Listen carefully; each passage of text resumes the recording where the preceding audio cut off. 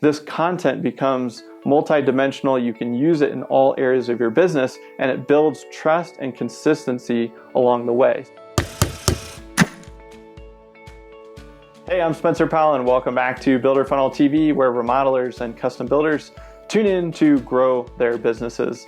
All right, today I want to do a little bit of a step back. We're going to do a year in review and a few things that have changed here at Builder Funnel, and then we're going to fast forward and look at the future of remodeler marketing.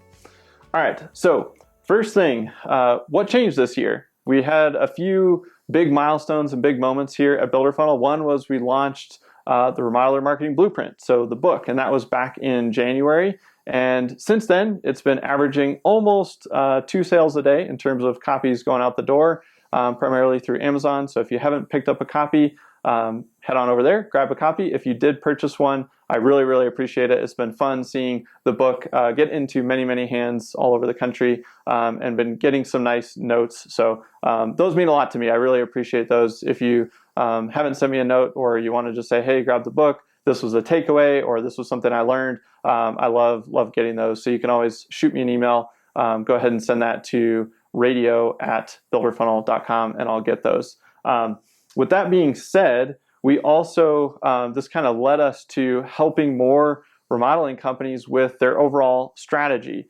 Now, typically we've focused on, heavy implementation, just diving in, tackling the things that people need help with, whether that's setting up their website, doing SEO, blogging, social media, kind of you name it, and putting together all of those pieces. We're still doing that, but we've shifted in terms of how we approach putting that puzzle together, so to speak. So we've really led to doing a blueprint and a custom blueprint for companies like you. And so we call that the marketing blueprint. And it's basically a process where we go through about 4 to 6 weeks. We need to uncover lots of answers to many, many questions in terms of what your goals are, what your challenges are, where the opportunities are. We'll do a lot of audits and a lot of market research, and then we come back with a very, very detailed, intensive game plan. So we're super excited about those. We've sold out for blueprints for the rest of this year, and we're starting to line those up for Q1 of 2022, and starting to get some really good feedback on the first few those going out the door. So that's been a lot of fun. And the other thing is that we have also transitioned Builder Funnel Academy into the Remodeler Growth Community. Now, the Academy was more of an online teaching, training platform where we taught all of our best practices for digital marketing, things that we've been learning for the past 11 years, and we put those tools in your hands so you could take them and go self-implement. We also had kind of a forum part of that product, and that's what we're really finding a lot of engagement in, the forum and the live Q&A calls. And so we decided to take that and really blow that up and expand it into a more fully functioned community that has an app that you can get on your phone, so you can get direct access to us, ask questions, but also more importantly, your peers. And so you can ask questions, whether it's supply chain issues or how people are handling that, how they're tackling, the labor shortage and how they're maybe training people, how they're using different project management tools, how they use CRM, all those things that are maybe outside the scope of marketing, which is usually where we are chiming in with lots of answers. So we're super excited about the community. If you want to learn more about that, that is over at remodelercommunity.com. And we're running a promo the last week of the year. So if you're watching this, you can take advantage of that. Otherwise, it's straightforward pricing going into 2022 and beyond.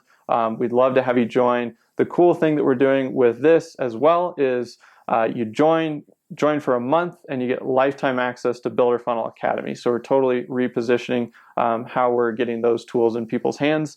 And even if you join for a month and cancel, you still get lifetime access because we really realize we want to get that information to as many people as possible. So those were the big shifts that we made here at Builder Funnel, getting the book launched, getting those copies out into hands, shifting to more strategy-based approach, making sure that we're all focused on doing the right things, and all of those are heading in the direction of a target, a goal that you're trying to accomplish, and then breaking it down into very detailed action steps, and then shifting the academy more into a community. Would love to have you in the community. Download the app, check it out. We think you'll really love it. All right, with that being said, let's transition to what does this year look like for remodeler marketing and then beyond, so heading into 2022. The first thing is that we need to focus on data. And you guys probably hear me talk about data a lot. I am a numbers person. I know not everybody is a numbers person, but data is becoming more and more important, and especially when it comes to your sales and marketing efforts, I'd imagine it can play a huge role in your operations. We all know data is important in terms of finance, but on the sales and marketing front, really we're at a spot where we shouldn't be doing a whole lot of guessing anymore in terms of what's working for marketing. If you're doing a really good job of tracking your marketing and your sales, you should be able to see exactly where your jobs are coming from, where your most profitable jobs are coming from, where your biggest jobs are coming from, and then also where your small ones are. So you can kind of cut away things that you don't want, try to add in more things that you do want. And again, I like to keep things simple. So if you have 3 marketing channels that are producing most of your work, and 2 of those channels bring you the best customers, and 1 channel brings you a bunch of junk, cut that channel, shift those dollars up to the other 2 channels, and boom, now you're heading in the right direction. And that's a very simplified way of explaining it, but with the right data, it actually can make your decision making a lot more simplified. Now you do need to get the technology in place, so that's the big emphasis there, is putting the tech in place and focusing on the data so you can make really good decisions. All right, so the next piece is adopting sales and marketing technology more fully. So that translates into focusing on data, but we've been running a long time and we're still seeing a lot of people not using that many marketing tools or not using advanced marketing tools. We're still seeing a lot of people not using a CRM. You know, you're still using a whiteboard or sticky notes or an Excel sheet.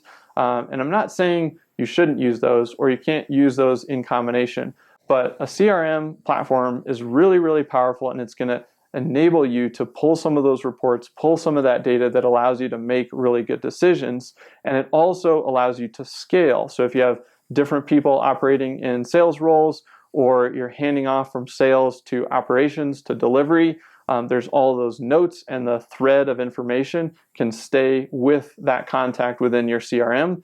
And again, if you have it connected to marketing tools, you can back that thread all the way up to their first touch points with your website, the content that they read, the videos that they watched, the emails that they opened, how the sales meetings went, and then all the way into production. So I think we need to see a bigger adoption of marketing and sales technology as we move into the new year. All right, and then the final piece is a reminder that content is still king. You've maybe heard that expression over the years in terms of content marketers or digital marketers. They talk about content being king, but it really is across all segments of your business. If you think about from a marketing perspective, you've got blog content, you've got social media content, you've got website content, maybe you've got collateral like brochures or handouts or things that you would give to prospects. That starts to bleed us into the sales side, right? You've got brochures or handouts or like a process sheet. You've got those types of things. You've got follow-up emails.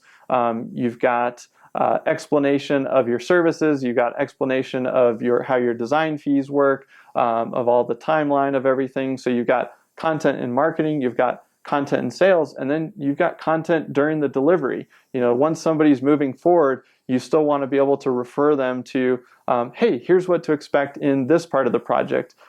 Hey, here's what to expect in this meeting. Here's how you can prepare for this meeting. And those can all be links to blog posts or videos or podcasts or any type of content that you've recorded. So what you'll notice in those 3 areas, you've got marketing, sales, and operations, is that when you create content for any one of those, say you create content for marketing and it explains the process of remodeling, well, that's going to educate prospects on the front end, but then in the sales process, you might pull that page up on your website and re-educate them and use it to actually walk them through it and explain it. And then once they're actually sold and they're going through it, you might actually link back to that and refresh their memory. Hey, we're in phase 2. Remember, we talked about that in the sales process. Here's where we're at. Here's what to expect. And so this content becomes multidimensional. You can use it in all areas of your business, and it builds trust and consistency along the way. So if you think about content being king, that's a good place to start in terms of thinking, okay, how am I going to use this content across all areas of my business, and will it save me time and energy? When I've created it once, now I can use it forever, or I can make a little bit of a tweak to it year over year when things change, but then I can continue to use it over and over and over again in all of these different areas. So those are a few things to be on the lookout for, making a move towards advancing or adopting more of a focus there in terms of focusing on data, adopting more marketing and sales technology, and then focusing on your content creation, but with a very specific purpose in mind. Like, why are you creating a certain piece of content? How do you envision using it in one of those buckets: marketing, sales, operations, or maybe all three? All right, guys, that's what I got for you today. Don't forget to go over to remodelercommunity.com. Check it out. Join today. You'll at least get lifetime access to Builder Funnel Academy. But I think once you join, you'll stick around and join us for a wild ride of growth. All right, guys, have a great day, and we'll see you next time here on Builder Funnel TV.